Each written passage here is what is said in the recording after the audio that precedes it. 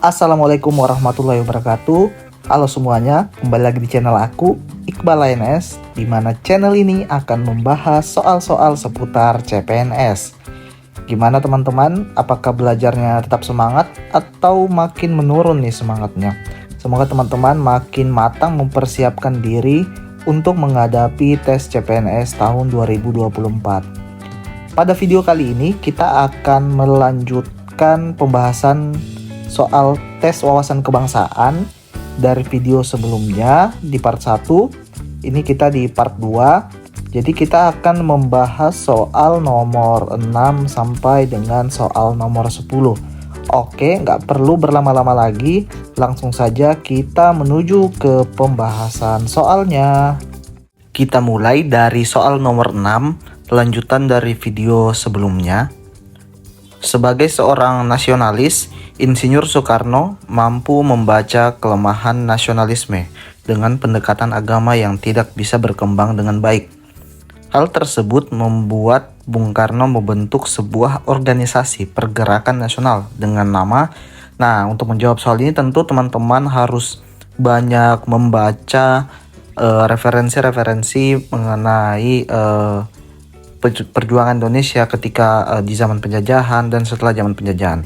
Jadi teman-teman harus banyak-banyak membaca mengenai materi-materi pendidikan kewarganegaraan. Jadi untuk soal ini itu jawaban yang paling tepat adalah yang D. Jadi Partai Nasional Indonesia.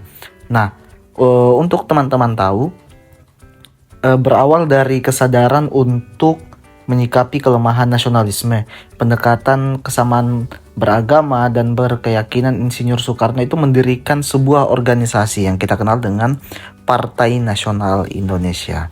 Jadi untuk soal nomor 6, jawaban yang paling tepat adalah yang D.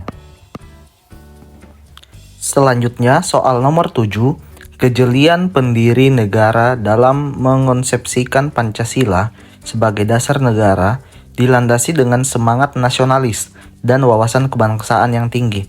Contoh kehidupan sosial budaya masyarakat yang sama di seluruh wilayah NKRI adalah, nah jadi kata kunci untuk soal ini adalah kehidupan sosial budaya masyarakat apa? Seluruh wilayah NKRI. Nah jadi itu kata kuncinya ya teman-teman. Nah kita lihat optionnya. A. Persamaan ras. Nah ini jawaban tidak tepat karena ya seperti yang kita tahu di Indonesia itu ada beberapa ras ya. Ada ras teman-teman kita, saudara-saudara kita yang di Papua, di Sulawesi, Jawa dan Sumatera. Jadi ada perbedaan. Jadi ini tidak tepat. Untuk yang B, persamaan senasib akibat penjajahan. Nah ini juga kurang tepat karena ya di masing-masing wilayah itu kan pada zaman dahulu tentu nasib atau dampak dari penjajahan itu berbeda-beda. Nah, jadi ini juga kurang tepat. Kemudian yang C, persamaan etnis. Nah, ini juga kurang tepat teman-teman. Karena ya kita tahu di Indonesia ini banyak perbedaan gitu. Ada beberapa etnis yang berbeda. Ada saudara-saudara kita yang etnis Tionghoa, Melayu dan lain sebagainya. Jadi ini juga kurang tepat. D. Keyakinan terhadap Tuhan Yang Maha Esa. Nah, seperti yang kita tahu di Indonesia kan ada beberapa agama kan. Ada Islam, ada yang Protestan, Katolik, Buddha, dan beberapa agama lainnya. Jadi terdapat beberapa perbedaan agama. Sedangkan di sini ya adanya dibilang keyakinan terhadap Tuhan Yang Maha Esa. Jadi ini kurang tepat. Nah, yang E, kebudayaan saling membantu. Nah, ini jawaban yang paling tepat. Karena ini kan kita berbicara mengenai kehidupan sosial budaya masyarakat. Sebenarnya yang D juga bisa masuk ya. Karena ada semua warga itu kan berkeyakinan adanya Tuhan. Tapi ketika kita berbicara mengenai kehidupan sosial budaya, yang paling masuk itu yang E, kebudayaan saling membantu. Atau yang kita kenal dengan gotong royong. Nah itu adalah budaya yang sejak zaman dahulu sudah ada di negara kita. Jadi jawaban yang paling tepat adalah yang E. Soal nomor 8, Salah satu sikap yang mampu menghalangi jiwa nasionalisme adalah sikap mempertahankan pendirian dengan tidak toleran dan menghalalkan segala cara untuk mencapai tujuan pribadi yang dikenal dengan istilah. Nah, untuk menjawab soal ini ya tentu teman-teman harus banyak-banyak membaca, banyak referensi mengenai istilah-istilah seperti ini. Nah, ini ada chauvinisme seperti yang soal sebelumnya, ada istilah ini juga. Jadi ini istilah untuk orang yang cinta tanah air tapi terlalu berlebihan. Tapi untuk soal ini, istilah yang dimaksud adalah berada di jawaban yang C, ekstremisme. Jadi ekstremisme itu dia bagaimana orang bersikap, dia mau mempertahankan pendiriannya begitu. Tapi dengan cara ya tidak toleran begitu, dan dia akan menghalalkan segala cara untuk mencapai tujuan pribadinya. Nah, sikap seperti itu disebut dengan istilah ekstremisme. Jadi jawaban yang paling tepat untuk soal nomor 8 adalah yang C. Soal nomor 9, tujuan dari Pergerakan Nasional Indonesia sebagai bentuk semangat persatuan dan kesatuan yang dibarengi dengan rasa nasionalisme adalah, nah ini kita lihat kata kuncinya yaitu tujuan. Jadi kita harus mencari tujuan. Tujuan dari apa? Ya tujuan dari Pergerakan Nasional Indonesia. Kita lihat optionnya. A. Menggulingkan pemerintah yang sah. Nah ini tidak tepat teman-teman, karena ya tujuannya bukan hal yang baik. Kemudian B. Mencapai kemerdekaan. Nah ini bisa jadi tepat teman-teman, jadi kita simpan dulu jawabannya. C. Mewujudkan persatuan dan kesatuan. Ini juga bisa jadi tepat. D. Memupuk persatuan. Ini juga. Tapi ini sebenarnya ya sama aja sih sama yang C ya. Kemudian yang E. Mengasah kemampuan berorganisasi.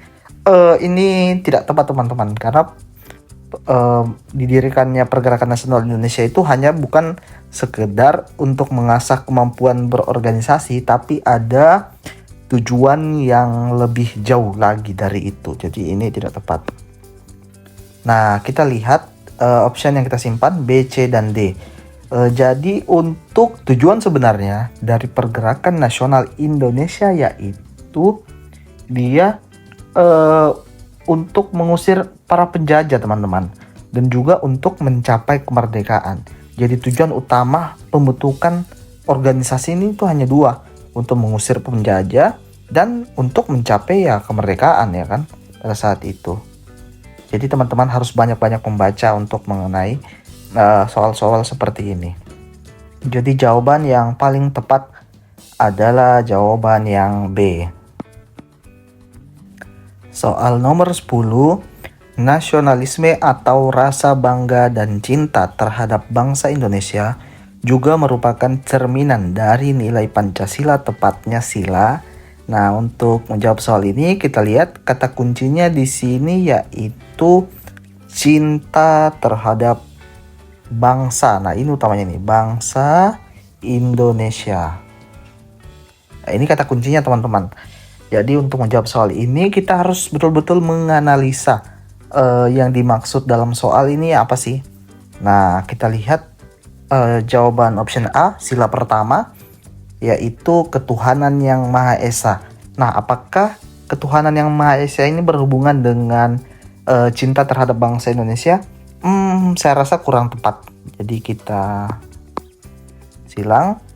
Kemudian sila kedua, kemanusiaan yang adil dan beradab. Nah, ini kan ada berhubungan lah dengan bangsa Indonesia. Adanya kesamaan sesama bangsa gitu. Jadi ini bisa jadi tepat. Kita simpan dulu. C, atau sila ketiga, persatuan Indonesia. Ini juga bisa jadi tepat. Jadi kita simpan dulu.